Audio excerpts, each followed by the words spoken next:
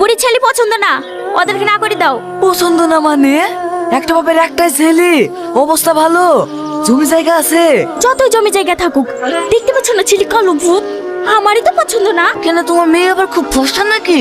ফর্সা না হলো ওর মতো কালো ভূত তো না। ও ছেলে ভূত পূজা হয় তাই হোক, ছেলে অনেক জমি জায়গা আছে, ওই ছেলের সাথে আমি বিয়ে দেবো। জোর করে বিয়ে দিয়ে মেয়েটার জীবনটা নষ্ট করবে নাকি? নষ্ট কি, দুদিন পরে সব ঠিক হয়ে যাবে। মনে হচ্ছে তুমি সংসার করবা, যে সংসার করবে তারই তো পছন্দ না। যাও যাও, ডাইরেক্ট কি বলি দাও গা, মেয়েদের ছেলেকে পছন্দ করছে না। বসেন ভাই বসেন, একটা শুভ দিন পাওয়া গেছে। থাক, আর দিন টিন দেখতে হবে না, ছেলে কালো তো মেয়ে তো পছন্দ করছে না, আপনারা এখন আসতে পারেন। ভাই মেয়েকে একবার বুঝে দেখলে হতো না? আব্বা চলেন। ভালো আছেন বেটি? হ্যাঁ মধু, ভালো আছি। তুই বাইরে থেকে কবে আসলি? এই দেখেন বেটি, এক সপ্তাহ হইলে আসা। আই টনি বস, তুই তোর বিটির সাথে বসে চাটি খেলি।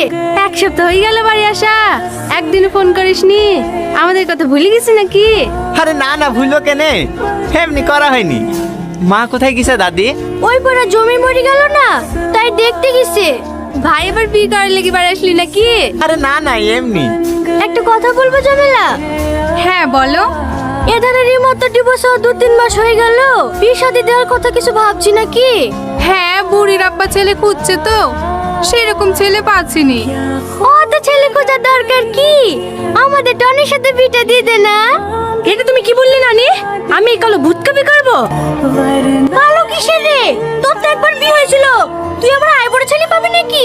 আই বড় ছেলে না পালেও অলকাদের মতো কালো এই ছেলেকে বিয়ে করবো না। তুমি কি বলো দিনি দাদি?